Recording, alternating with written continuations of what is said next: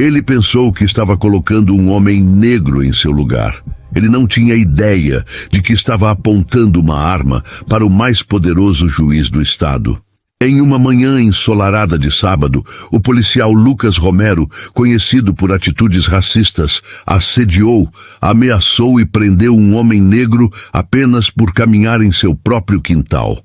Zombou da elegante camisa de seda que o homem usava, tratando-o como um intruso em sua própria casa e humilhando-o na frente de novos vizinhos. Ele desfilou como se fosse um criminoso, um invasor a ser usado como exemplo, uma vítima sem poder de reagir. Mas o policial nunca percebeu quem estava algemando. Antes desse dia, o juiz Elias Costa presidia a mais alta corte do estado. Um homem cuja vida inteira foi dedicada à lei que Romero estava prestes a profanar. Lucas pensou que estava intimidando outro cidadão. Na verdade, ele estava decretando, sem saber, o próprio veredicto sobre sua liberdade. O sol de sábado derramava um ouro líquido sobre os gramados perfeitamente cuidados da Rua Carvalho. Era uma rua onde o silêncio era quase uma lei, quebrado apenas pelo zumbido dos cortadores automáticos e pelas risadas distantes das crianças brincando em quintais impecáveis. Este era o reino do oficial Lucas Romero. Por 15 anos ele patrulhou aquelas ruas, acreditando ser mais do que um policial, um guardião de um estilo de vida tranquilo, ordenado e, acima de tudo, branco. Então, quando viu o homem parado no pátio da antiga casa de Sr. Almeida, a visão o chocou como uma nota discordante em uma sinfonia perfeita. O homem era negro, alto, imponente, com mechas prateadas nas têmporas que falavam mais de sabedoria que de idade. Vestia uma camisa de seda creme, ricamente bordada com flores carmesim que reluziam sob o sol. Um luxo de confiança e tranquilidade. Uma aparência que Lucas associava a diplomatas ou estrelas de cinema, não a alguém parado em seu quintal. A casa de Almeida havia sido vendida na semana anterior, e Romero prendeu a respiração, esperando que o homem não fosse o novo proprietário. Agora seus piores temores se confirmavam. Ele freou bruscamente sua viatura, um movimento agressivo e desnecessário em uma rua vazia. O juiz Elias Costa admirava o bordo japonês que acabara de plantar. O tom profundo de suas folhas combinava perfeitamente com o carmesim de sua camisa. Um homem que apreciava detalhes, seja nos meandros da lei ou na estética de seu jardim. Depois de anos lutando em instituições que não foram feitas para ele, finalmente conquistara a cadeira na Suprema Corte e a paz de uma rua silenciosa. Quando a porta do carro bateu, ele se virou, sua expressão serena mudando para a observação neutra. "Bom dia, policial", disse Lucas Romero, seco e sem calor. Mão sobre a arma no coldre, um gesto de ameaça silenciosa. "Posso ajudar em algo?", respondeu Elias com um sorriso educado e calmo, apenas aproveitando a manhã. A voz de Elias era barítono, cada palavra medida, como se tivesse o hábito de ser ouvido. Lucas observou a camisa de seda, um sorriso de escárnio surgindo. "Camisa elegante para jardinagem? É o novo jardineiro?", insinuou, tentando diminuir o homem à sua frente. Elias não vacilou. "Não, sou o novo dono", respondeu com a postura relaxada, mas firme, típica de quem conhecia o mundo e suas injustiças. Lucas soltou uma risada incrédula. "Certo, e eu sou o presidente. Mostre a identidade então."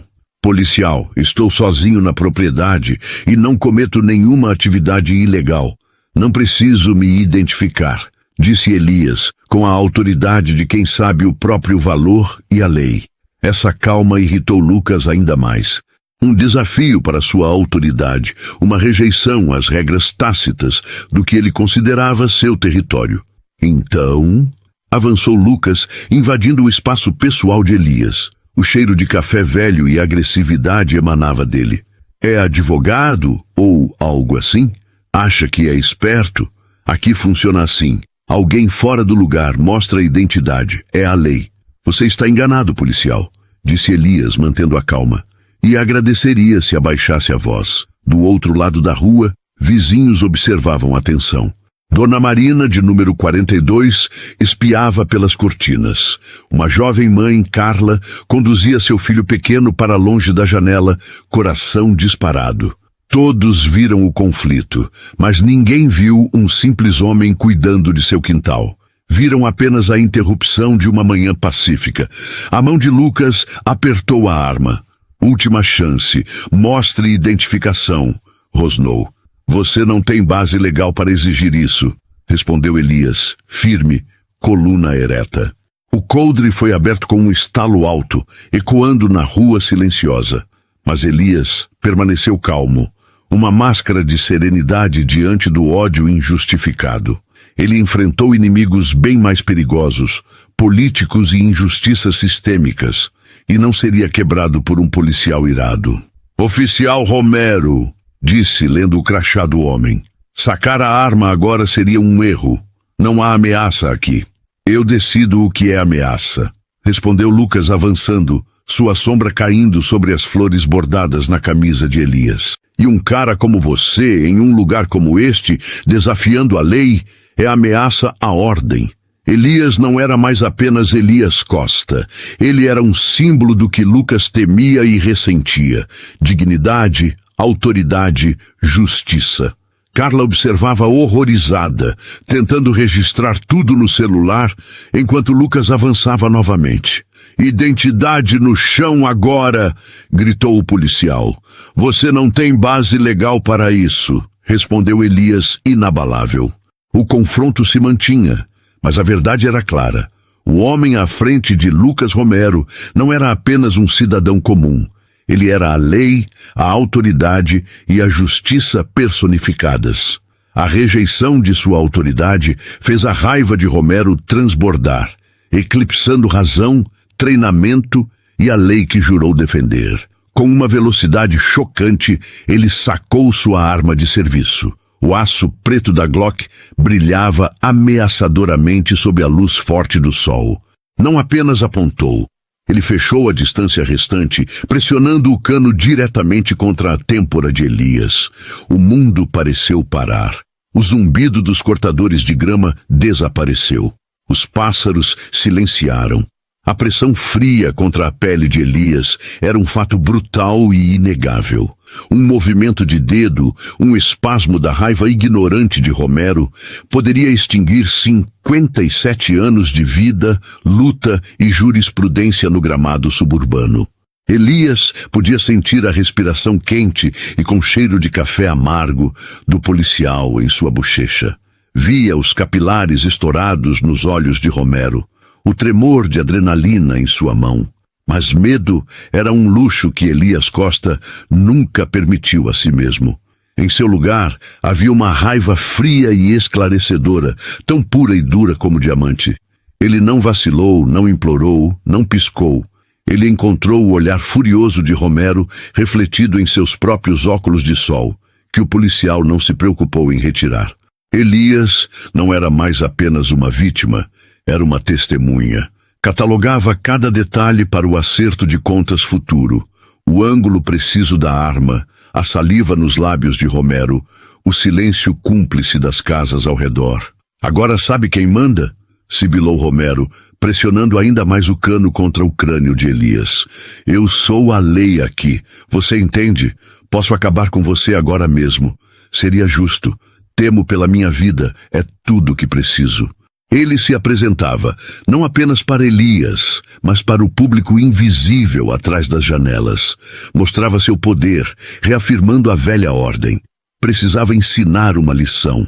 Que camisa de seda e casa grande não significavam nada. A voz de Elias, quando chegou, foi impossível de abalar. Calma.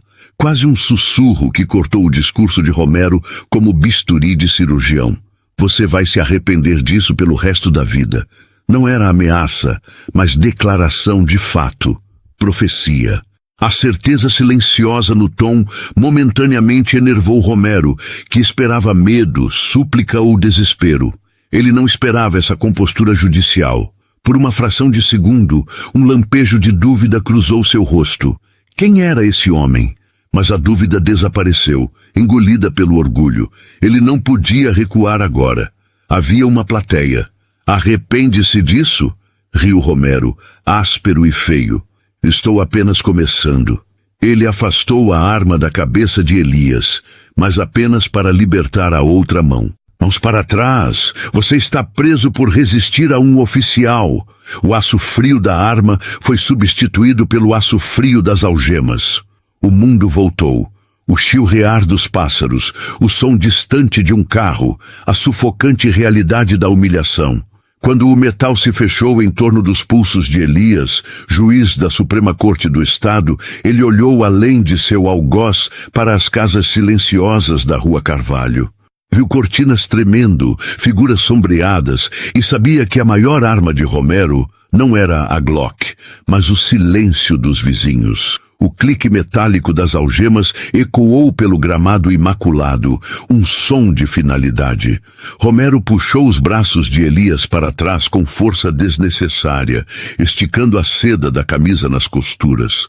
A dor era intensa, mas a humilhação mais profunda. Ser amarrado como um criminoso em sua própria propriedade, sob os olhos atentos de uma comunidade silenciosa, queimava mais que qualquer agressão física. Você não é tão arrogante agora, né? Zombou Romero, rosto vermelho de triunfo, empurrando Elias para a frente até cambalear em direção à viatura. Vamos dar uma voltinha.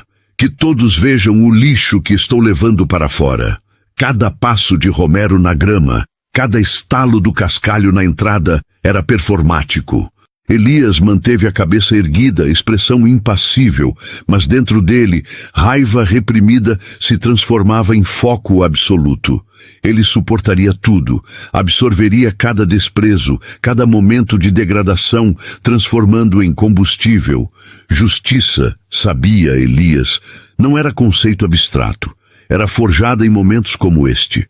Do outro lado da rua, o telefone de Carla ainda gravava. Suas mãos tremiam, mas mantinha a lente firme, capturando todo o espetáculo. A postura presunçosa de Romero, o andar digno, mas contido de Elias, o branco estéril e azul da viatura esperando como uma gaiola. Ela deu zoom, registrando o bordado carmesim da camisa, agora amarrotado. Símbolo da beleza sendo profanada. Romero empurrou Elias contra a lateral do carro, movimentos rudes e performáticos. Cuidado com a cabeça! Zombou antes de bater a cabeça de Elias contra o batente da porta, enquanto o forçava para o banco de trás. A dor explodiu atrás dos olhos de Elias, um flash branco ofuscante. Ele conteve um gemido, sentindo o gosto de sangue onde o lábio rachou. A porta bateu com um baque ensurdecedor, prendendo-o na escuridão apertada e com cheiro de plástico do banco de trás. Através do vidro reforçado, o mundo, o exterior, parecia distorcido, como se um sonho se transformasse em pesadelo. Elias viu Romero voltando com passos arrogantes para o lado do motorista, parando para trocar um aceno de cumplicidade com o senhor. Duarte, que observava da varanda braços cruzados e expressão sombria de satisfação. A cumplicidade não estava mais escondida atrás das cortinas, estava exposta. Quando Romero ligou o motor, o rádio estalou e ganhou vida. Central, aqui é a unidade 7. Tem um homem sob custódia. Homem negro, suspeito de envolvimento em uma série de crimes recentes na área. Levando-o à delegacia. Era uma condenação casual, uma mentira que agora seria registrada oficialmente. Elias fechou os olhos. A série de assaltos recentes era um clichê clássico, uma desculpa geral para assediar qualquer pessoa negra encontrada em bairros predominantemente brancos. Romero não era apenas racista, era preguiçoso, confiando nos truques mais velhos e feios do livro. O carro saiu do meio-fio e Elias viu sua nova casa, símbolo de toda a sua vida de trabalho, desaparecer no horizonte. Ele viu Carla abaixar o celular, rosto pálido, e afastar-se da janela. Ela era a única visivelmente perturbada. Os outros vizinhos pareciam apenas aliviados, como se a ordem natural tivesse sido restaurada. A viagem até a delegacia foi curta, mas Romero a fez parecer uma eternidade. Dirigia lentamente pelas ruas principais, garantindo que todos os motoristas de sábado de manhã vissem o homem negro de camisa elegante na parte de trás da viatura. Ele cantarolava uma melodia desafinada, batendo os dedos no volante. "Sabe, é uma pena", disse Romero casualmente, olhando para Elias pelo espelho retrovisor. "Uma casa bonita assim vai desvalorizar tudo. As pessoas trabalham duro para viver bem. Não querem que alguém como você se mude para cá." Elias permaneceu silencioso. Não se envolveria. Não daria a satisfação de um argumento. Cada palavra de Romero era mais um fio na teia que ele estava tecendo ao redor de si.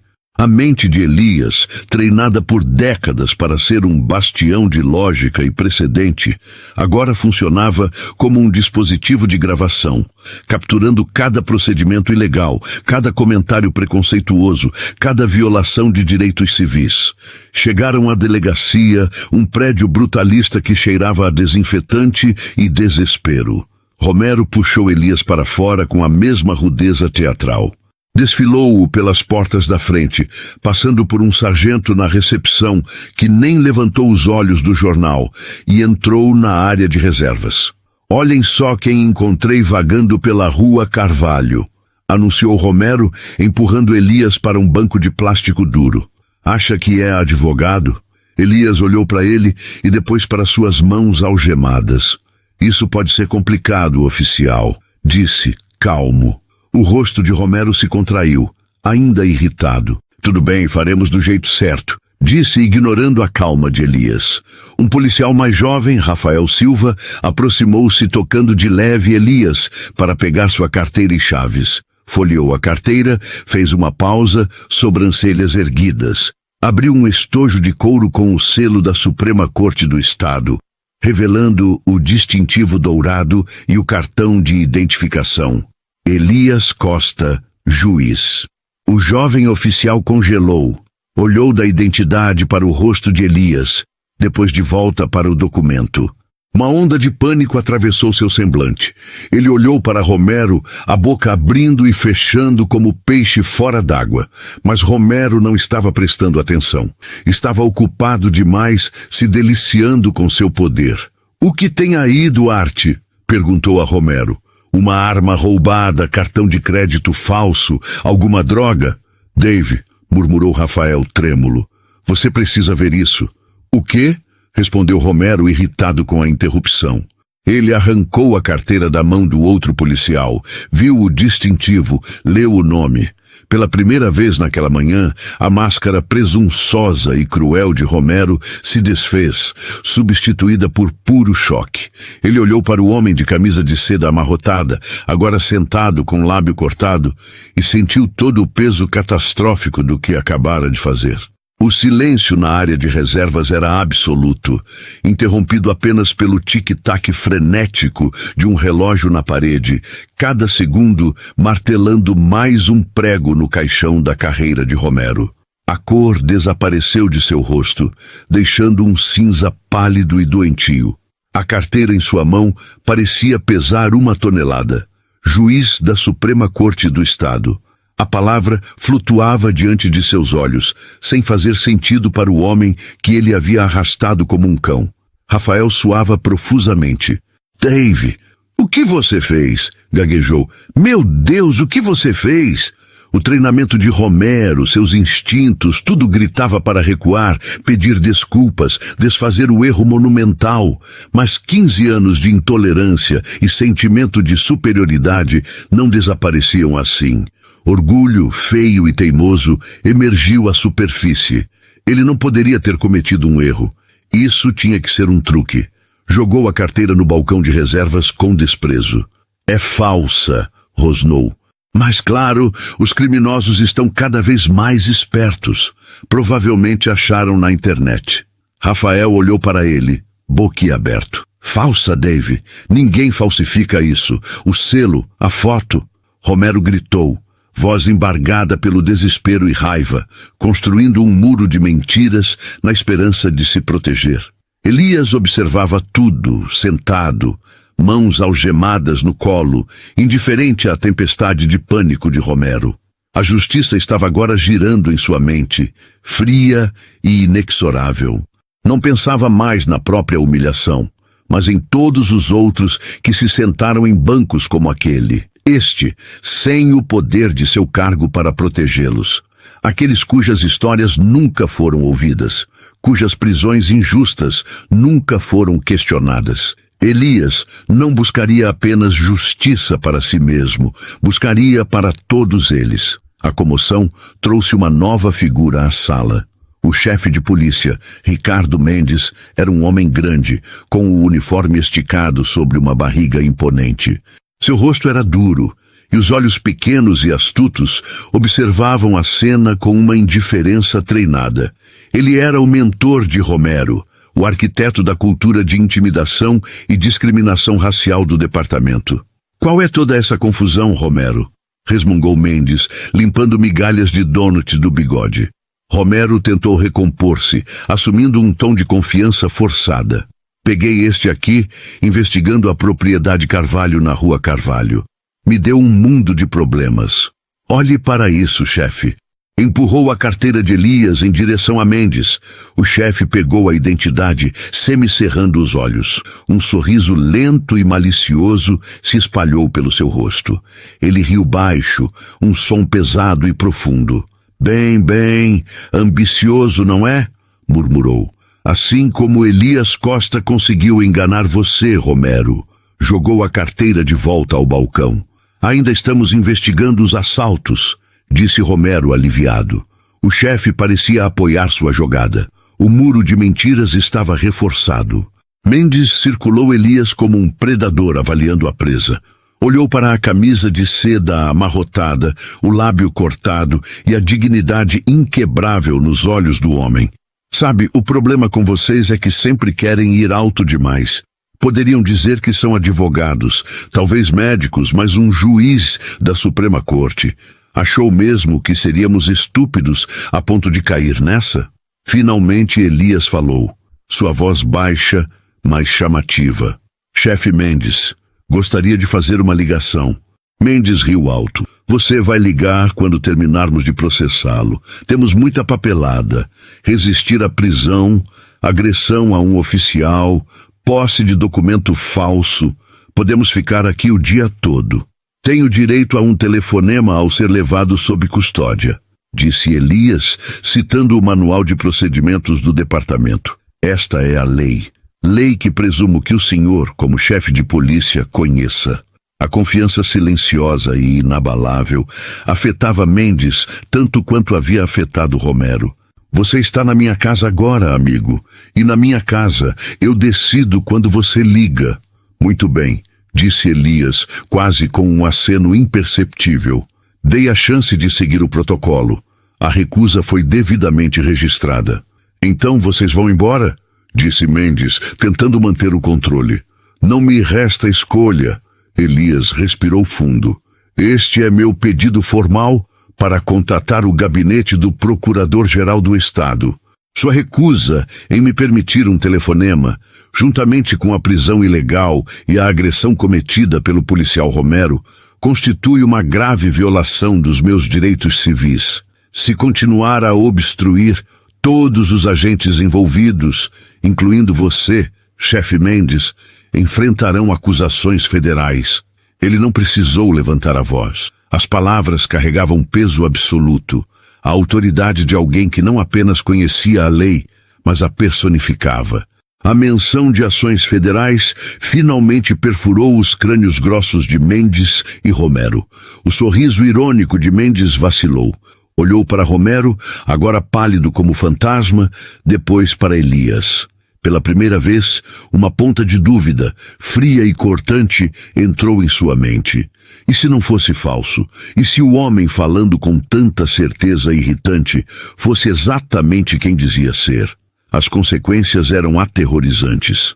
Um escândalo dessa magnitude não destruiria apenas carreiras, desmantelaria todo o reino corrupto deles. Dê a ele o maldito telefonema, gritou Mendes para o oficial Duarte, tentando soar no controle, como se fosse uma pequena concessão. Duarte, trêmulo, levou Elias até um telefone na parede, ainda com as mãos algemadas. Elias manobrou o receptor, não ligou para advogado nem para sua esposa. Discou um único número direto de memória. Aqui é o juiz Costa, disse ao receptor, voz calma e clara. Houve uma situação. Preciso que entre em contato com o procurador-geral Jacobs. Diga que fui detido ilegalmente pelo Departamento de Polícia de Northwood. Traga todos. Desligou o telefone. Acendera o fusível. Agora era só esperar a explosão. A atmosfera no distrito mudou, de presunção arrogante a uma tensão sufocante. Mendes e Romero estavam em um canto, sussurrando furiosamente, lançando olhares nervosos para a figura silenciosa de Elias Costa. O muro de suas mentiras antissólido agora parecia feito de areia. Eles haviam aprisionado uma força da natureza e agora sentiam a tempestade se formando no horizonte. O oficial Duarte, encarregado de vigiar Elias, não conseguia olhar diretamente para ele, sentindo o peso silencioso da justiça prestes a se manifestar. O jovem policial, Duarte, mal conseguia encarar o homem à sua frente. Ele se ocupava com papelada inútil, a caneta tremendo em sua mão. Tinha apenas 3 anos de serviço. Cheio de ideais e com um desejo genuíno de servir e proteger, aprendeu rapidamente que sobreviver no departamento de Mendes significava desviar o olhar, rir das piadas racistas e nunca questionar ordens. Agora, ele era cúmplice do possível crime do século. Elias Costa permanecia sentado no banco, símbolo de calma, em meio ao pânico crescente. Ele sabia que a ligação havia sido feita, que as rodas estavam em movimento. Agora começava a parte delicada, observar. Cada gesto, cada hesitação dos policiais era registrado em sua mente de juiz. Ele percebia o medo nos olhos de Duarte, os esforços de Mendes para retomar o controle.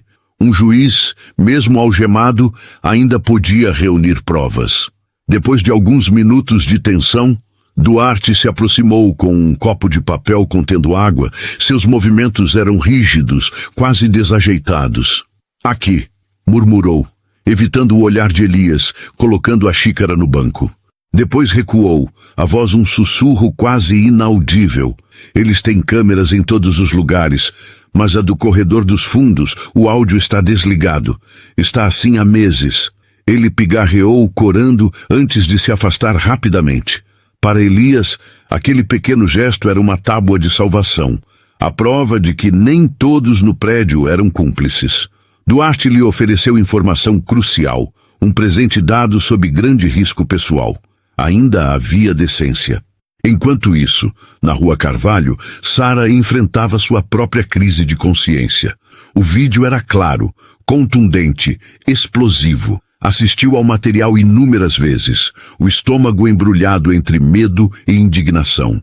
Miller morava a poucas ruas. Seus filhos estudavam na mesma escola que o dela. Envolver-se significava atrair problemas.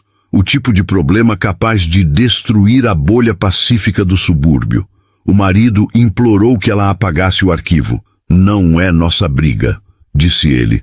Mas Sara não conseguia esquecer o olhar de Elias. A dignidade silenciosa, a força de uma arma não disparada pressionada contra sua cabeça. Pensou em seu próprio filho e no tipo de mundo em que queria que ele crescesse. Um mundo onde se desviava o olhar, ou onde se levantava. Com mãos trêmulas, ela discou para Eleanor Vance, procuradora-geral adjunta e repórter investigativa renomada. Sara contou rapidamente. Você não vai acreditar no que eu tenho em vídeo. Menos de 45 minutos depois da ligação de Elias, as portas da delegacia de Northwood se abriram. Não era toda a força do Ministério Público, mas a vanguarda. Uma mulher impecavelmente vestida, corte de cabelo afiado, expressão capaz de cortar vidro, ladeada por 2 homens sérios em ternos escuros. Eu sou Eleanor Vance, procuradora-geral adjunta, anunciou ao sargento da recepção, a voz carregada de autoridade. Estou aqui em nome do juiz Elias Costa. Vocês têm 30 segundos para liberá-lo e fornecer uma cópia completa e não editada do relatório de prisão. O chefe Mendes saiu correndo de seu escritório, com a máscara de bravata falsa no rosto. Espere um minuto. Estamos conduzindo uma investigação, começou. Eleanor o interrompeu com um olhar fulminante que parecia sugar o ar da sala. Vocês têm um suspeito que agrediram e prenderam sem causa. Um suspeito que, por acaso, é juiz da Suprema Corte do Estado. Chefe Mendes, estão cometendo um crime federal. O tempo está passando. O queixo de Mendes se moveu em silêncio. Sua ilusão de poder havia se dissolvido. Ele olhou para Romero, que encolheu, rosto tomado por terror e descrença. Pegue as chaves! Gritou Mendes a Duarte. O policial quase correu, libertando Elias. O metal caiu de seus pulsos, deixando marcas vermelhas. Elias se levantou lentamente, esfregando a circulação de volta às mãos. Olhou para Eleanor, amiga e aliada de longa data, e deu um quase imperceptível aceno de gratidão. Juiz Costa, o senhor está ferido? Perguntou Eleanor. Apenas um lábio cortado. Respondeu Elias, voz uniforme, nada que não pudesse ser curado. Ele voltou seu olhar para Miller e Mendes. Pela primeira vez, eles viram todo o poder desprotegido nos olhos dele. Não era a raiva de uma vítima, mas o fogo frio e imparcial de um juiz.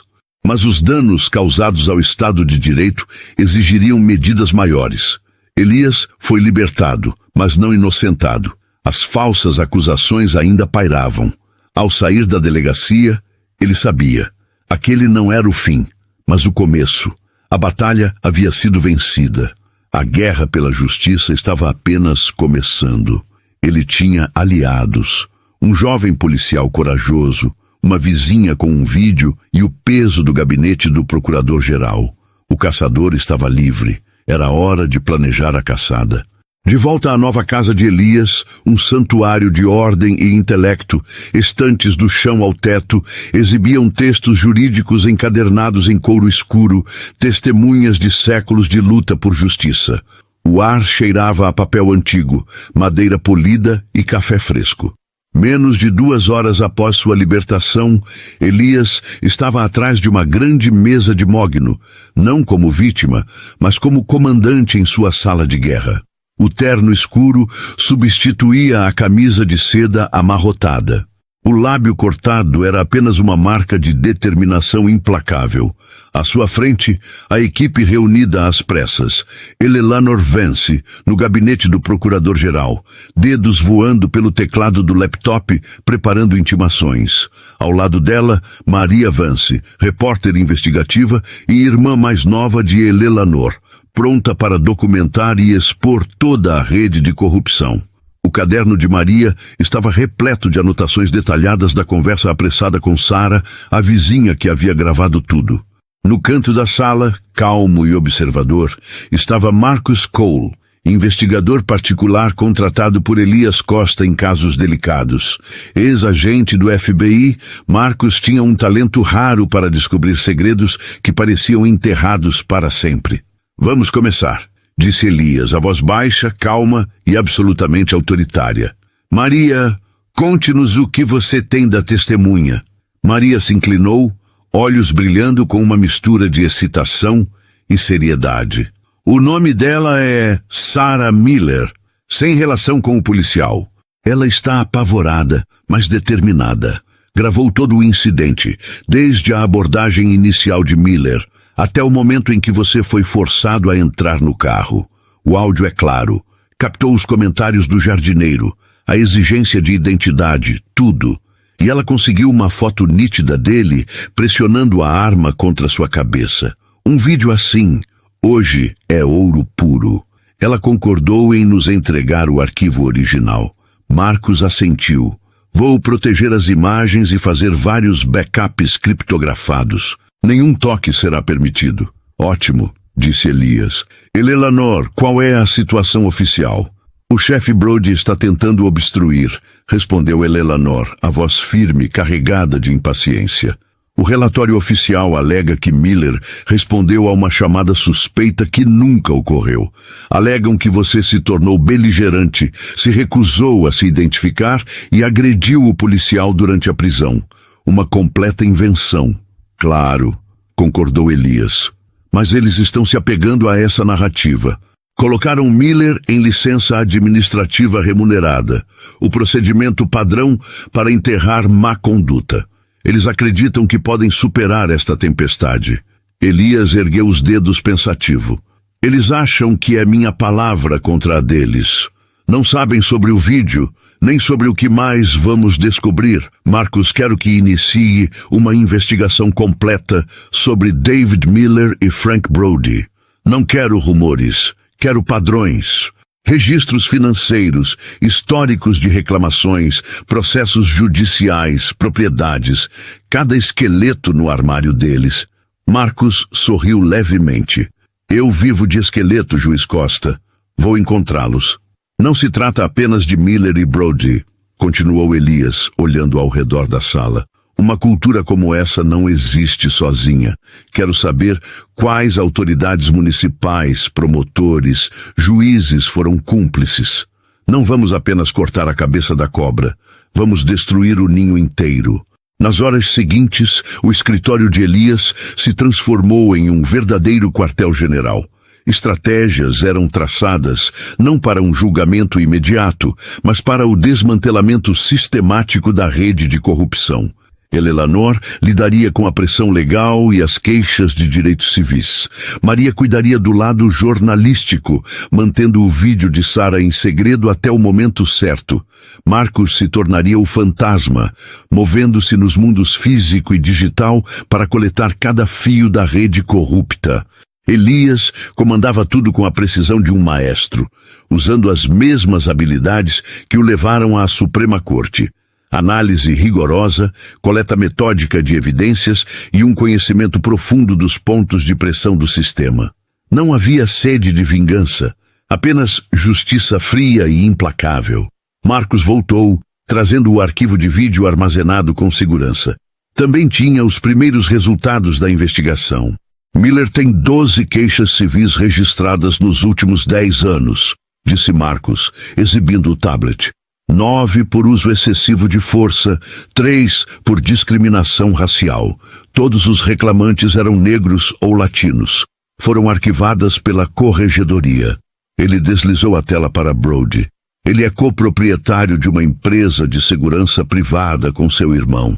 Recebeu contrato sem licitação da cidade para eventos. E há 3 anos, uma prova crucial em um caso de tráfico, envolvendo o filho de um doador rico da cidade, desapareceu do armário de evidências enquanto Brody estava de serviço. O caso foi arquivado. Elias ouviu, expressão sombria. A podridão era sistêmica. Sua própria prisão não fora uma anomalia. Era o procedimento padrão aplicado a quem ousava resistir. É isso que precisávamos, disse ele. Olhos frios como gelo. Agora, temos um ponto de partida. Miller não é apenas um policial racista. É o executor de um sistema corrupto.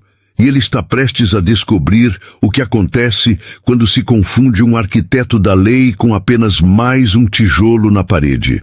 O plano estava pronto. As peças em movimento. A armadilha prestes a ser armada para David Miller. Nos dias que se seguiram, Miller vivia uma estranha mistura de arrogância e ansiedade. Estar em licença remunerada parecia férias prolongadas. Brody garantia que tudo era apenas procedimento. Vamos revisar, Miller. Tudo será aprovado. Um tapinha nas costas. Uma identidade falsa não vai governar nossa cidade. Miller se agarrou a essa garantia como um homem se afogando a uma tábua. Repetiu a história oficial até quase acreditar. Ele era a vítima, agredido por um suspeito beligerante. Contava a todos, esposa, amigos da polícia, qualquer um que escutasse. Ele era o herói que manteve a postura. Mas à noite, no silêncio, os olhos imperturbáveis de Elias o assombravam. A certeza silenciosa da voz de Elias sussurrava: você vai se arrepender disso pelo resto da sua vida. A ansiedade tornou Miller imprudente. Ele precisava retomar o controle, reafirmar o poder que lhe fora momentaneamente tirado. Havia também uma ponta solta que o atormentava. Os vizinhos, as testemunhas silenciosas. Alguém tinha visto tudo. Algo precisava ser feito. E Brody havia avisado Miller para garantir que todos estivessem alinhados. Ele decidiu fazer uma visita amistosa. A primeira parada foi na residência de Mr. Gable, executivo aposentado e zeloso com os padrões do bairro. Claro, Dave, disse Gable, parado na varanda. Vi tudo. O sujeito foi agressivo. Você fez o que devia. Bom trabalho mantendo nossa rua segura. A próxima parada foi a casa de Sarah Miller. Ele se lembrava dela pela janela, o rosto pálido e preocupado. Ela era o elo fraco. Com passos confiantes, Miller aproximou-se da entrada da garagem.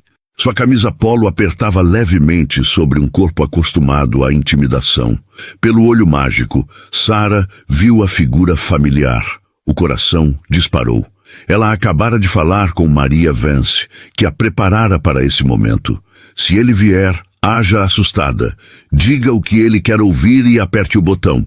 Maria tinha dado a ela um gravador disfarçado de chaveiro. Com a mão trêmula, Sarah apertou o botão e abriu a porta. Boa tarde, Sarah, disse Miller, sorriso exageradamente amistoso. Só queria ver como você estava depois de toda aquela confusão outro dia.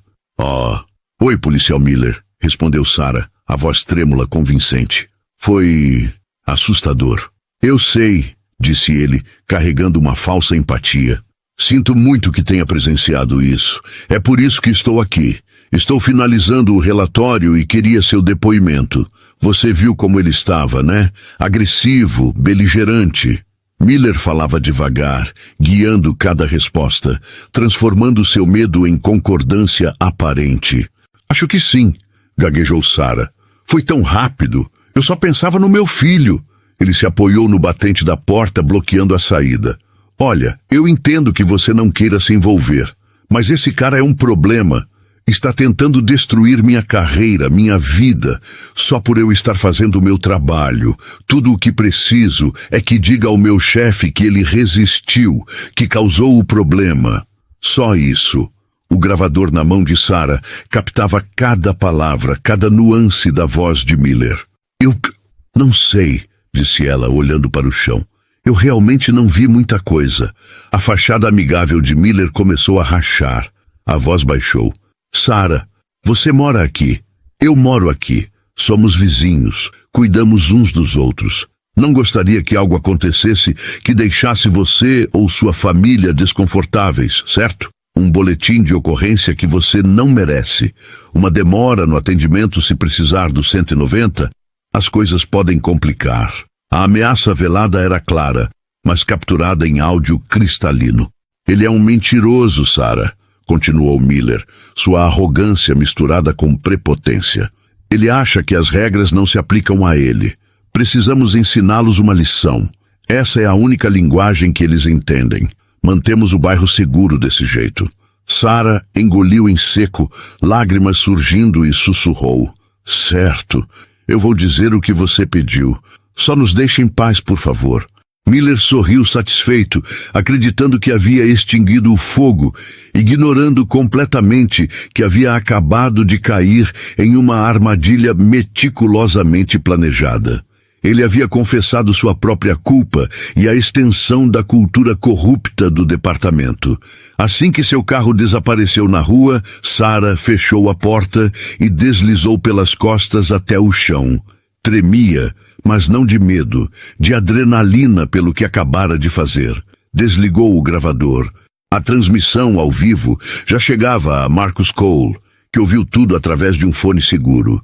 Um sorriso lento e satisfeito se espalhou por seu rosto. Nós o pegamos, disse Marcus a Elias. Ele admitiu intimidação, coerção e a existência de uma cultura corrupta. Está tudo gravado. Elias fechou os olhos por um instante, não aliviado, mas satisfeito. A arrogância de Miller, sua própria marca de intolerância, havia se tornado sua ruína. É hora, disse o juiz, abrindo os olhos. Maria, libere o vídeo. Elelanar, apresente a moção. Marcos, entregue a gravação ao FBI. Vamos derrubar o reino deles. A teia de corrupção, tão cuidadosamente construída, estava pronta para ser desfeita. Às 18 horas de terça-feira, a primeira explosão chegou. O veículo de notícias de Maria Vance publicou a manchete: vídeo chocante. Juiz da Suprema Corte é agredido e mantido sob mira de arma por policial de Northwood. O mundo assistia enquanto um homem distinto, negro, com camisa de seda impecável, era intimidado e ameaçado por um policial furioso, e agora a verdade não podia mais ser contida. Todos haviam visto a arma pressionada contra a têmpora, as provocações racistas, a prisão impiedosa e casual. O vídeo por si só já seria escandaloso, mas Maria Vance não parou por aí. O artigo continha depoimentos anônimos de policiais, revelando a cultura de medo sob o comando do chefe Brody. Ela detalhou as 12 reclamações anteriores contra o oficial Miller, mostrando-o como predador protegido pelo silêncio do departamento. E no final, a bomba. A vítima era ninguém menos que o juiz Samuel Thorne. A internet explodiu. Em menos de uma hora, o vídeo alcançou milhões de visualizações. A hashtag #IsJusticeForThorne se tornou tendência global. Redes nacionais, canais de notícias a cabo e mídia internacional replicaram a história. Northwood, outrora subúrbio tranquilo, virou epicentro de uma tempestade midiática. Brody e Miller assistiam incrédulos de um bar sujo no centro da cidade. O rosto de Brody ficou vermelho como lava ao ver o vídeo no celular. Uma simples dona de casa tinha uma câmera, murmurou ele, a voz tremendo. Miller sentiu o chão desaparecer sob seus pés. Ele gaguejou tentando justificar. Não é possível provar, senhor, poderia ser qualquer um. Então a segunda parte da exposição caiu. Áudio exclusivo. Miller ameaçando uma testemunha, confessando a existência de uma cultura fora dos livros. O mundo ouviu sua voz clara, arrogante, confessando intimidação, obstrução e uma rede de corrupção cuidadosamente arquitetada para controlar o bairro. Não havia como negar. Cada palavra era condenatória. O telefone de Miller tocava sem parar, mas ele apenas encarava paralisado. As consequências políticas foram imediatas e devastadoras. O prefeito, que há anos ignorava os métodos de Brody, convocou uma coletiva em pânico, condenando a conduta de Miller e prometendo investigação completa e transparente. O governador exigiu publicamente a renúncia imediata de Brody. Elelanar Vance instigou o procurador-geral do Estado a solicitar uma investigação federal sobre o Departamento de Polícia de Northwood por violações sistemáticas de direitos civis. Na manhã seguinte, o ato final começou. Um comboio de SUVs pretos com placas do governo chegou a Northwood. Agentes do FBI, em coletes táticos com letras amarelas, invadiram a delegacia. Não estavam lá para investigar, estavam cumprindo mandados. Funcionários da prefeitura assistiam das janelas, enquanto caixas de arquivos, computadores e evidências eram retirados. Brody foi encontrado em seu escritório, tentando rasgar documentos. A porta foi arrancada com um chute. Frank Brody, você está preso por conspiração, obstrução da justiça e adulteração de testemunhas, anunciou o agente. Brody não resistiu. Enquanto era levado algemado, seus oficiais desviaram o olhar, ocupados tentando negociar sua própria salvação. Miller foi encontrado em casa fazendo as malas. A invasão foi rápida. Ele viu os coletes, as armas, os rostos sérios e a arrogância desapareceu, substituída por medo patético. Algema-se diante da esposa e filhos confusos. A caminhada da vergonha foi transmitida ao vivo. Helicópteros sobrevoavam a cidade enquanto Brody e Miller eram colocados em veículos separados. O império de mentiras que haviam construído, poderoso e impenetrável, desmoronou em apenas 48 horas. Não foi a força de um exército que os derrubou, mas a dignidade silenciosa de um homem, a coragem de uma mulher com uma câmera e a precisão da lei. Samuel Thorne assistia à cobertura na televisão, sem euforia, sem alegria. Um peso profundo de justiça satisfeita se instalou. Pela primeira vez, o sistema funcionou. O câncer da corrupção havia sido exposto e estava sendo removido. O processo de cura do sistema poderia finalmente começar. Meses se passaram. A investigação federal destruiu o Departamento de Polícia de Northwood, resultando em dezenas de acusações e na reestruturação completa da força. Brody fez um acordo, testemunhando contra seus próprios oficiais e revelando décadas de corrupção sistêmica. Miller, arrogante até o fim, insistiu em julgamento. Foi rapidamente condenado por todas as acusações. Violações de direitos civis federais, suborno de testemunhas e perjúrio. Hoje, a cidade respira aliviada. E o juiz Samuel Thorne, silencioso guardião da justiça, continua sua missão, lembrando a todos que a lei, quando respeitada e aplicada, é mais poderosa do que qualquer império de mentiras. Foi a sua sentença. Miller estava diante do tribunal, vestindo um macacão laranja mal ajustado, contraste gritante com o uniforme impecável que usava com tanto orgulho. Perdera peso. O rosto estava abatido, os olhos fundos, um homem quebrado. Ele encarava suas mãos algemadas, aguardando a entrada do juiz, o momento de ouvir seu destino. A voz do oficial de justiça ecoou. Todos em pé. A multidão se levantou. A porta se abriu, e a figura de longas vestes negras entrou, sentando-se no banco elevado. Miller ergueu os olhos e sentiu o mundo inclinar-se. Seu coração disparou, a respiração presa. Não podia ser, mas era. Sentado ali, olhando para ele com autoridade pura, sem raiva ou malícia, estava o juiz Samuel Thorne. Um suspiro percorreu a sala. Maria Vance, na fileira da imprensa, rabiscava furiosamente em seu caderno. A reviravolta que ninguém esperava. Devido à notoriedade do caso, o Tribunal Supremo do Estado designara um de seus membros para presidir a sentença, garantindo imparcialidade total. Thorne foi escolhido. O advogado de Miller levantou-se, gaguejando sobre conflito de interesses, parcialidade e impossibilidade de um julgamento justo. Thorne ergueu a mão e o silêncio caiu novamente. Objeção anotada e rejeitada. Disse, voz calma e ressonante. Este tribunal não busca vingança, busca justiça. Minha experiência pessoal não fundamenta esta sentença. O veredicto do júri, baseado em provas irrefutáveis, é o que guia este tribunal. Meu dever é defender a lei, um dever que jurei cumprir e que o réu traiu grotescamente. Thorne olhou para Miller, que encolheu-se, sentindo cada palavra como um golpe. Senhor... Miller, você invadiu meu gramado, um pedaço desta nação que me pertence tanto quanto a você, e me julgou. Julgou-me com base na cor da minha pele e na textura da minha camisa. Não viu um cidadão, viu um estereótipo. Não viu um homem, viu uma ameaça à sua ordem imaginária. Ele fez uma pausa, deixando a verdade penetrar. Você recebeu um distintivo e uma arma, símbolos de confiança pública e responsabilidade imensa, mas usou esse poder para intimidar, assediar e aterrorizar. Acreditou que sua autoridade era lei. Esse foi seu erro mais grave. Um agente da lei nunca é a lei. Ele é seu servidor, o mais humilde dos servidores.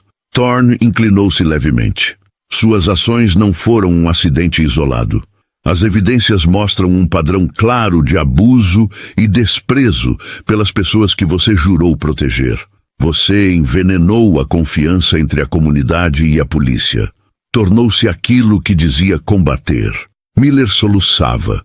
O valentão arrogante, substituído por um homem aterrorizado diante das consequências de seu ódio. Você não agrediu apenas um homem naquele dia, Sr. Miller, continuou Thorne, elevando a voz. Agrediu os princípios sobre os quais esta nação foi fundada. Apontou uma arma contra a ideia de que todos somos iguais, de que somos uma nação de leis, não de homens. Para isso, a sentença deve ser severa. O juiz olhou para os papéis à sua frente, depois de volta para Miller. David Miller, por seus crimes contra o povo deste estado e contra a Constituição que jurou defender, este tribunal o condena à pena máxima, 15 anos em uma penitenciária federal. O som do martelo ecoou, definitivo, absoluto, justiça cumprida, equilíbrio restaurado. Meses depois, em um sábado ensolarado, Samuel Thorne estava em seu quintal. O bordo japonês florescia, folhas cor de vinho contrastando com o gramado verde. Vestia uma camisa de seda azul escura, bordada com tessuros prateados, segurando uma caneca de café. A rua estava silenciosa, não pelo medo, mas pela paz. A senhora Gable havia vendido sua casa. Uma família jovem e diversa se mudava. Sarah acenou de sua varanda. Samuel retribuiu com um sorriso genuíno. Seus filhos brincavam juntos na tarde tranquila. Ele fora testado como homem e como símbolo da lei.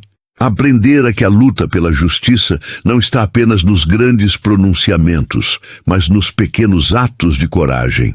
Um vizinho gravando, uma mulher tomando um risco, alguém se recusando a abaixar a cabeça diante da tirania. A lei não era apenas livros na estante, era viva, tão forte quanto a coragem de quem a defende, imperfeita, frágil, mas naquele dia, curvada em direção à justiça. Samuel tomou um gole de café, observando a rua tranquila, sua rua, não como um conquistador, mas como um homem finalmente em casa.